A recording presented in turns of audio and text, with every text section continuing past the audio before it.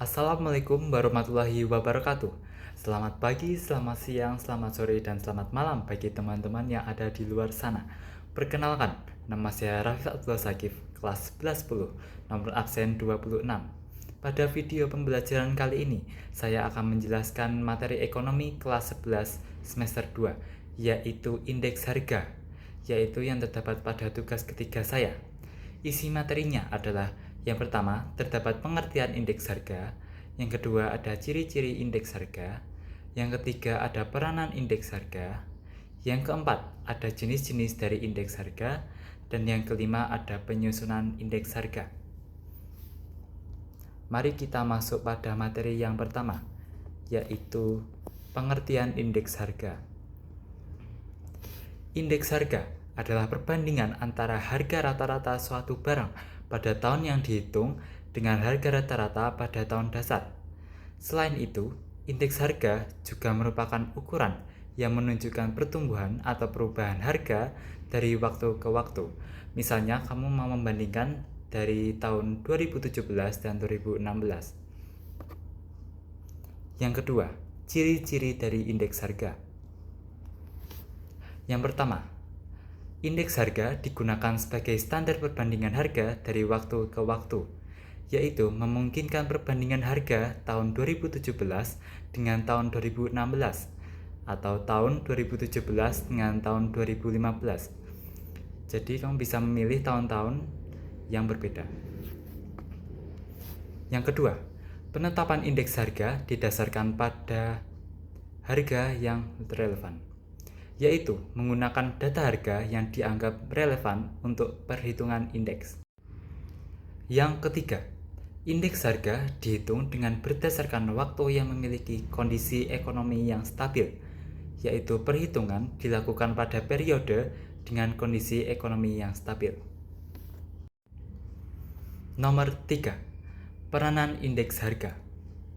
Yang pertama, ada barometer kondisi ekonomi. Terdapat yang pertama, indeks harga grosir, yaitu menggambarkan tren perdagangan. Yang kedua, ada indeks harga yang diterima petani, yaitu mencerminkan tingkat kemakmuran agraria. Dan yang ketiga, ada indeks harga umum, yaitu memberikan gambaran kondisi ekonomi secara keseluruhan. Lalu, yang kedua, ada pedoman pembelian barang. Harga barang dapat dibandingkan dengan indeks HRN atau grosir untuk menilai efisiensi pembelian. Yang ketiga, dasar kebijakan pemerintah. Jika indeks menunjukkan kenaikan terus-menerus, dapat dijadikan acuan untuk kebijakan stabilisasi harga. Dan yang keempat, alat mengukur pertumbuhan ekonomi. Membandingkan indeks antar tahun, misalnya 2017 dan 2016, untuk menilai tingkat pertumbuhan ekonomi. Saya mempunyai tabel perbandingan peranan indeks harga. Nah, di sini yang pertama, barometer ekonomi, contohnya adalah indeks harga grosir, dan manfaatnya mengidentifikasi tren perdagangan. Sedangkan barometer agraria, contohnya yaitu indeks harga petani, dengan manfaat mengukur kemakmuran sektor pertanian. Lalu ada pedoman pembelian, contohnya dengan membandingkan harga barang dengan indeks HRN. Manfaatnya yaitu menilai efisiensi dari pembelian. Lalu ada dasar kebijakan, contohnya kebijakan stabilisasi harga, dengan manfaat menjaga kestabilan harga. Dan yang kelima, pengukuran pertumbuhan, contohnya adalah bandingkan indeks 2017 dan 2016 dengan manfaat menilai tingkat pertumbuhan ekonomi. Nomor 4, jenis-jenis indeks harga. Di sini terdapat 5 jenis indeks harga. Yang pertama ada CPI atau Consumer Price Index. Yang kedua ada PPI atau Producer Price Index. Yang ketiga ada GNP Deflator atau Gross National Product Deflator. Yang keempat terdapat IHPP atau Indeks Harga Perdagangan Besar. Dan yang kelima ada IHSG, yaitu Indeks Harga Saham Gabungan. Kita bahas satu persatu. Yang pertama ada Indeks Harga Konsumen atau CPI tadi. Indeks Harga Konsumen atau CPI merupakan angka perbandingan perubahan harga barang dan jasa yang dihitung untuk mewakili belanja konsumen, yaitu mengukur perubahan harga barang atau jasa yang dikonsumsi rumah tangga. Lalu, kelompok barang dapat berubah-ubah sesuai pola konsumsi aktual masyarakat. Dengan contoh, membandingkan harga bahan pangan tahun 2017 dengan tahun 2016 untuk melihat apakah indeksnya naik atau turun. Nah, kegunaan dari CPI ini adalah yang pertama, menilai tingkat belanja konsumen pada periode yang berbeda. Yang kedua, menentukan apakah konsumsi lebih tinggi pada tahun tertentu, misalnya 2017 dibandingkan dengan tahun sebelumnya. Lalu jenis yang kedua, Indeks Harga Produsen atau PPI. Indeks Harga Produsen atau PPI adalah perbandingan perubahan harga barang dan jasa yang dibeli oleh produsen pada kurun waktu tertentu. Nah, ini mencakup bahan mentah dan bahan setengah jadi. Ini dapat membantu dengan mengetahui harga barang masuk bagi produsen serta hasil produksi akhir. Dengan contoh, membandingkan nilai produksi yang dibeli produsen pada tahun 2016 dengan tahun 2017 untuk mengidentifikasi kenaikan harga barang produksi. Kegunaan dari PPI ini adalah yang pertama, mengindikasi tren harga input produksi, dan yang kedua, memperkirakan potensi inflasi pada level produsen sebelum sampai ke konsumen. Jenis yang ketiga, indeks harga yang dibayar dan diterima petani. Indeks ini menggambarkan perkembangan harga kebutuhan petani, baik untuk biaya hidup maupun biaya produksi. Nah, ini membandingkan indeks harga yang dibayar dan indeks harga yang diterima pada periode tertentu, misalnya pada tahun 2000 dengan tahun 2017. Lalu, ini memasukkan unsur biaya hipotek, pajak, dan upah pekerja yang harus dibayar oleh petani. Lalu, yang ketiga ada indeks paritas, yaitu rasio antara indeks harga yang dibayar petani dengan indeks paritas, yang bisa disebut dengan rasio paritas. Nah, insight dari indeks petani menunjukkan apakah kebutuhan petani meningkat atau menurun dari tahun ke tahun.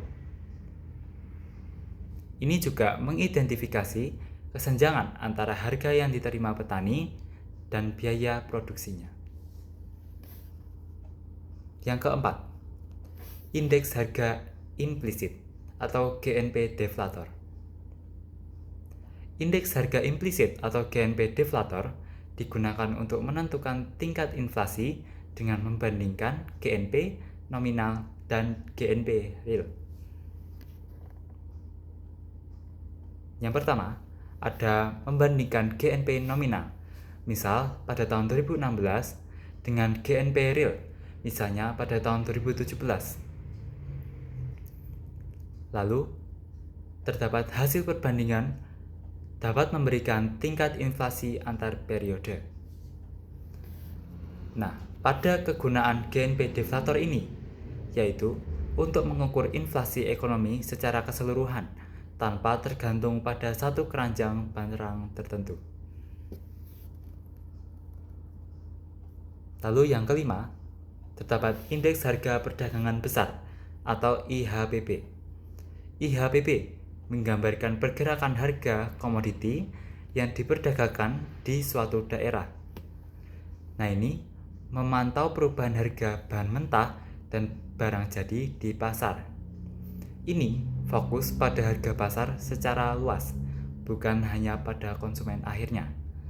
Nah, pada kegunaan IHPB, yaitu menilai dinamika pasar grosir, dan tren harga komoditi. Yang keenam, ada indeks harga saham atau IHSG. IHSG adalah indeks yang mengukur perubahan harga saham di pasar modal dengan menggabungkan performa saham-saham utama. Nah, ini mengindikasikan perbandingan harga saham dari tahun ke tahun, lalu memungkinkan analisis perkembangan pasar modal dalam periode tertentu. Pada kegunaan IHSG, yaitu menilai kesehatan pasar modal dan sentimen investor. Di sini, saya mempunyai perbandingan ringkas antara berbagai indeks harga, jenis-jenisnya. Di sini, yang pertama ada CPI dengan fokus utamanya pada konsumen, dengan komponen barang dan jasa konsumsi, dengan penggunaannya mengukur inflasi konsumen. Sedangkan yang kedua ada PPI, fokus utamanya terdapat produsen, lalu komponen utamanya adalah bahan mentah dan setengah jadi, dengan penggunaan utamanya mengindikasi inflasi produsen. Lalu yang ketiga ada indeks petani, dengan fokus utamanya yaitu petaninya sendiri, dengan komponen utamanya yaitu harga kebutuhan dan produksi. Penggunaan utamanya yaitu memantau kesejahteraan petani. Yang keempat, ada GNP deflator dengan fokus utamanya ekonomi keseluruhan. Komponennya yaitu GNP nominal dan real, dengan penggunaan utamanya yaitu menghitung inflasi totalnya. Yang kelima, ada IHPP dengan fokus utamanya yaitu pasar grosir. Komponennya yaitu harga komoditi perdagangan, dengan penggunaan utamanya yaitu memantau harga pasar besar. Sedangkan nomor 6 IHSG yaitu fokus pada pasar modal dengan komponen harga saham utama, dengan penggunaan utamanya yaitu menilai kinerja pasar saham. Kita lanjut pada materi kelima, yaitu penyusunan indeks harga. Di sini, indeks harga terbagi menjadi dua, yaitu yang tidak terimbang dan ada yang terimbang. Kita bahas yang tidak terimbang terlebih dahulu. Dengan rumus dasar, indeks harga dengan tidak tertimbang, yaitu delta PN per delta PO dikali 100. Nah, pada PN-nya, yaitu harga barang pada tahun pembanding, misalnya 2017, sedangkan PO adalah harga barang pada tahun dasar, misalnya 2016. Nah, di sini saya mempunyai satu contoh perhitungan indeks harga yang tidak tertimbang.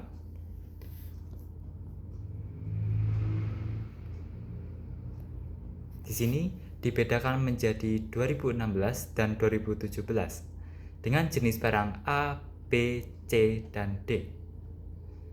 Pada jenis barang A, pada tahun 2016 yaitu 1000, sedangkan 2017 1100.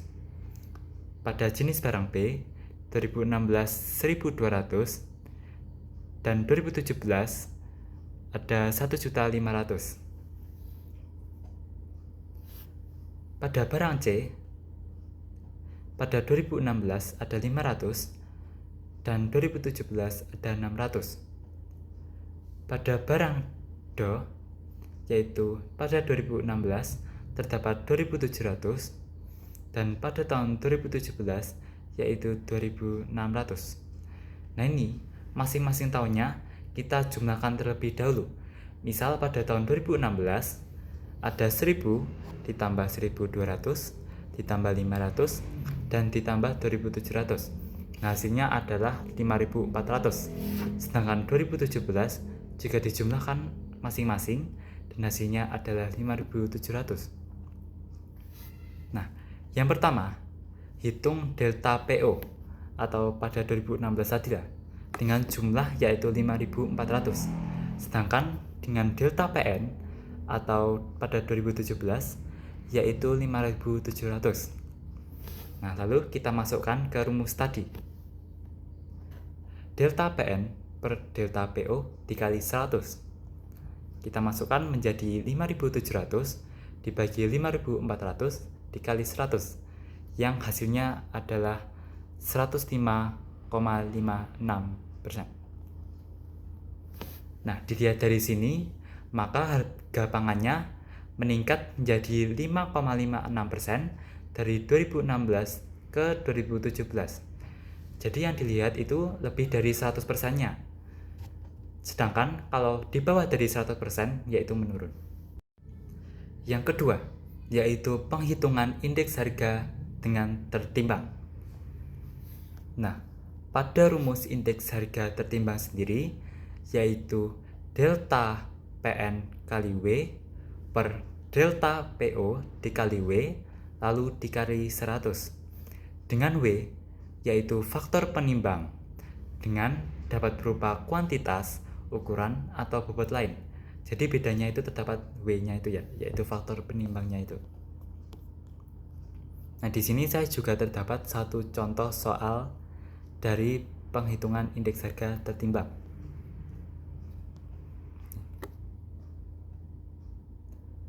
Di sini disajikan tabel yaitu 2016 dan 2017. Nah, pada jenis barang A pada 2016 yaitu 1000, sedangkan 2017 yaitu 1100. Berarti naik ya. Sedangkan pada jenis barang B pada tahun 2016 yaitu 1200 dan pada 2017 yaitu 1500, yaitu naik. Lalu pada jenis barang C pada 2016 yaitu 500, sedangkan 2017 yaitu 600, berarti meningkat juga. Sedangkan pada jenis barang D pada tahun 2016 yaitu 2700, sedangkan pada tahun 2017 yaitu 2500, berarti menurun. Nah, ini pada masing-masing barang juga terdapat kuantitas, yaitu jenis barang A nya ada 4, B ada 7, C ada 3, dan D ada 2. Nah, itu lalu kita membuat masing-masing tabel dari perkalian W terlebih dahulu. Misal ada POW dan PN kali W. Nah, pada tabel PO dikali W yaitu 1000 dikali 4 yaitu 4000 ya. Lalu 1200 dikali 7 yaitu 8400.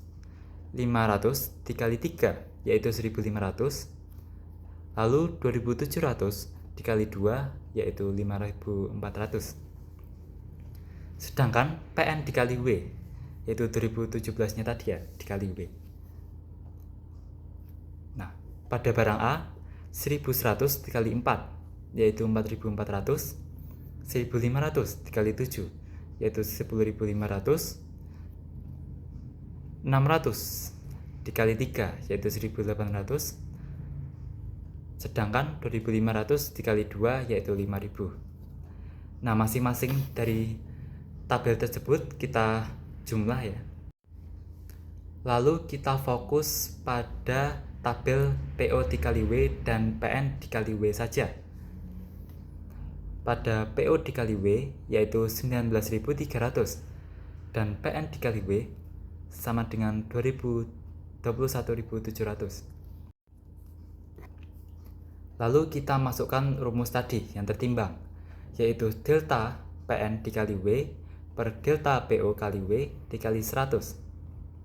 Nah, pada PN dikali W yaitu 21.700 lalu dibagi dengan POW yaitu 19.300 lalu dikali 100, dengan hasilnya adalah 112,44%.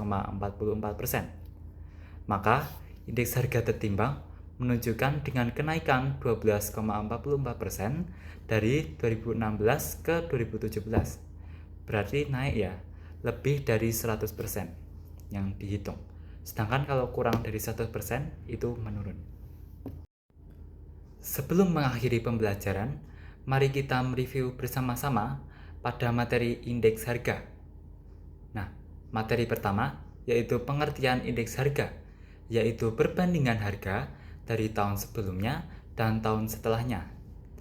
Yang kedua, ada ciri-ciri indeks harga, dibagi menjadi 3, yaitu yang pertama, ada standar perbandingan harga dari waktu ke waktu. Lalu yang kedua, ada berdasarkan harga yang relevan. Dan yang ketiga, mengasumsikan kondisi ekonomi stabil. Lalu materi yang ketiga, ada peranan indeks harga, dibagi menjadi 5, yaitu barometer ekonomi, barometer agraria, pedoman pembelian, dasar kebijakan, dan pengukuran pertambahan. Lalu materi yang keempat, ada jenis-jenis dari indeks harga. Terdapat 6 jenis-jenisnya, yaitu ada CPI atau Consumer Price Index, lalu kedua PPI yaitu Producer Price Index, yang ketiga GNP Deflator yaitu Gross National Product Deflator, yang keempat ada IHPB yaitu Indeks Harga Perdagangan Besar, dan yang kelima ada IHSG yaitu Indeks Harga Saham Gabungan.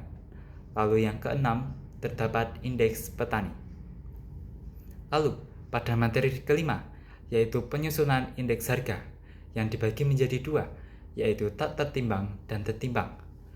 Pada yang tak tertimbang yaitu rumusnya delta PN per delta PO dikali 100. Lalu pada yang tertimbang yaitu delta PN dikali W per delta PO dikali W lalu dikali 100.